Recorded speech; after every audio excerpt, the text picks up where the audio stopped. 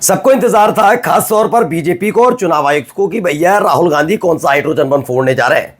कल पूरे दिन धुकधुकी रही इस बात की कि भैया जन्मदिन मनाया जा रहा है, जश्न मनाया जा रहा है, नरेंद्र मोदी साहब को सब बधाई बधाई दे रहे हैं, बड़े बड़े 30 मार्का टाइप के पत्रकार दे रहे हैं, और तो और इस देश के बड़े बड़े उद्योगपति जिनका नाम कोई 2014 से पहले जानता नहीं था, वो से लेकर जो पुराने बड़े बड़े व्यवसायी थे, सबने कह दिया नरेंद्र मोदी जैसा कोई नहीं। लेकिन दूसरी तरफ ट्रेंड ये भी हुआ कि कैसे बेरोजगारी दिवस, राष्ट्रीय बेरोजगारी दिवस बनाए, लेकिन इन सब के बीच डर इस बात का था कहीं हाइड्रोजन बम ना फूट जाए। दूसरा दिन बीता, एक रिटर्न गिफ्ट दिया गया। राहुल गांधी ने उससे पहले ही कह दिया ये हाइड्रोजन बम नहीं है, वो आने वाला है जल्दी, लेकिन उससे पहले एक और एटम बम हम फोड़ देते हैं। और इसकी शुरुआत एक ऐसी जगह से हुई है दोस्तों, जिसके बारे में कभी न बीजेपी, न चुनाव आयोग, न चुनाव आयुक्त और न इस देश के बड़े स्वयंभू राष्ट्रवादी पत्रकार सोच पाएंगे। जी हां, गोदी एंकर पत्रकार भी नहीं सोच पाए कि किस राज्य से यह जुड़ा हुआ मसला हो सकता है, और एक ऐसे राज्य से निकल कर आया और ऐसा सबूत सामने रखा जिसमें सीधे सीधे चुनाव आयुक्त को चुनौती न केवल दी गई बल्कि फंसते हुए नजर आ रहा है। क्योंकि जो आज का सबूत है वो यकीन मानकर चलिए गुर्दे छील देने वाला है। नमस्कार, मैं हूं प्रज्वल गौतम और आप देख रहे हैं टाइम्स एक्सप्रेस। सबसे पहले राहुल गांधी का यह बयान सुनाने जा रहा हूं। यह बयान जरा सुनिए, राहुल गांधी ने क्या कहा। Aland is constituency in Karnataka, 6,018 votes. Somebody tried to delete 6,018 votes. We don't know the total number of votes that were deleted in Aland in the 23 election. They are much higher than 6,018, but somebody got caught deleting 6,018 votes. तो उन्होंने कर्नाटक से मुद्दा उठाया। आप कहेंगे कर्नाटक से उठाया तो कौन सी बड़ी बात है, तो जरा आप समझिए कर्नाटक से उठाने का मसला क्या है। मसला यह है कि लग रहा था कि हरियाणा, महाराष्ट्र या फिर बीजेपी शासित किसी राज्य की बात करेंगे।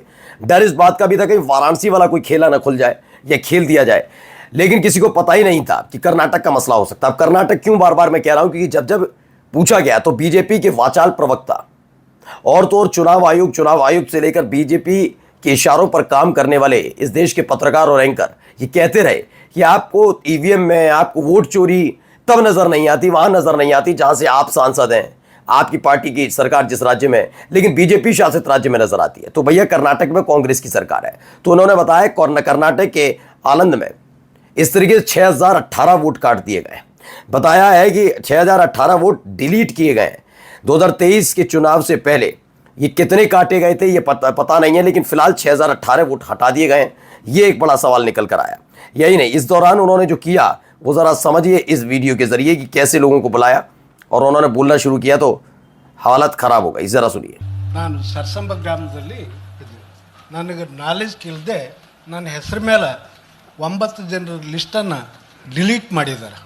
ಅದು ಯಾಕಂತ ಇವರು ನನಗೆ ಬಂದು ಕೇಳಿದ್ರು, ನಮ್ಮ ಹೆಸರು ನೀವು ಯಾಕೆ ಡಿಲೀಟ್ ಮಾಡಿದ್ರಿ ಅಂತ। चूंकि कर्नाटक से आए तो वो उसी लैंग्वेज में उन्हें प्रेफर किया, तो ये बता रहे हैं राहुल गांधी ने स्टेज पर उस शख्स को बुलाया जिसका वोट कटा। दूसरे वो जो वोट काट रहे थे, आरोप है कांग्रेस नेता राहुल गांधी का कि चुनाव आयोग पर लगा रहे हैं कि विपक्ष के वोटर्स का नाम लिस्ट से डिलीट किया जा रहा है। ये खबरें निकल कर सामने आ रही हैं और हवा खराब हो रही है।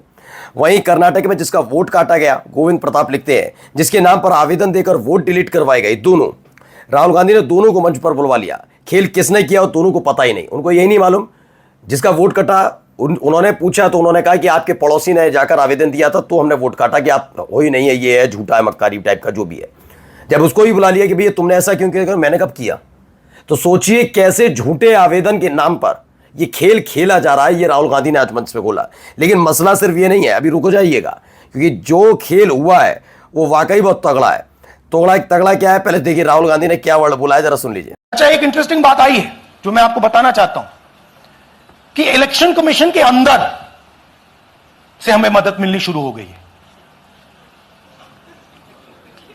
मैं साफ बोल देता हूं, इलेक्शन कमीशन के अंदर से, पहले नहीं हो रहा था,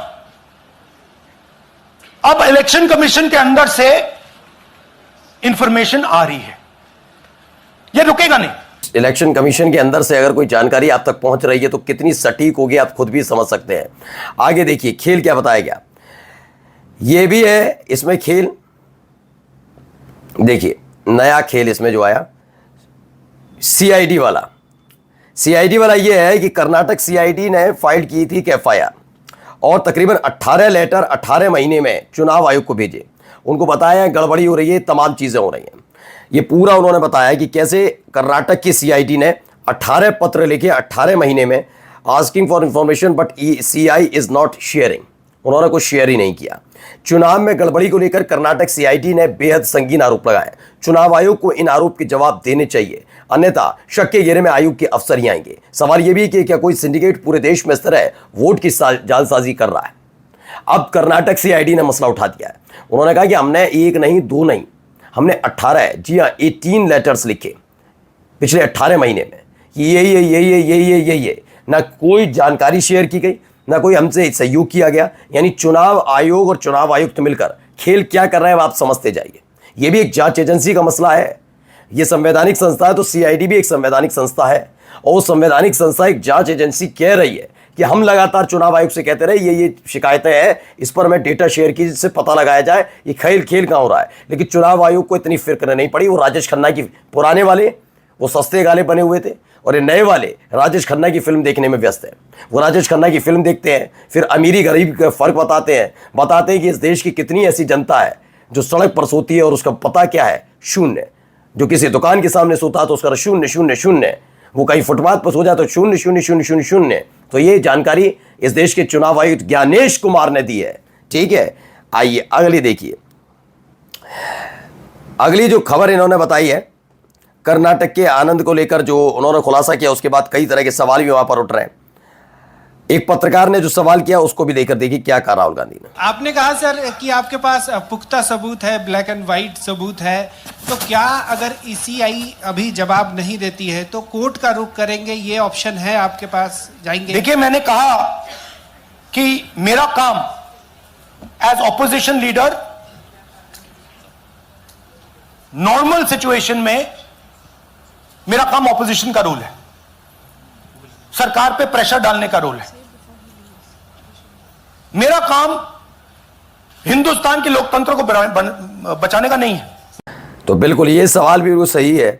लोकतंत्र को बचाने की जिम्मेदारी सरकार और संवैधानिक संस्थाओं की होती है, और आजकल संवैधानिक संस्थाएं काम कैसे कर रही हैं आप देख ही रहे हैं। कृष्णकांत लिखते हैं कि मैं ज्ञानेश कुमार से कहना चाहता हूं कि आपने संविधान की शपथ ली, अपना काम कीजिए और कर्नाटक सीआईडी को सबूत देकर जांच में मदद कीजिए, वरना पूरा हिंदुस्तान ये समझेगा कि आप वोट चोरों की रक्षा कर रहे हैं।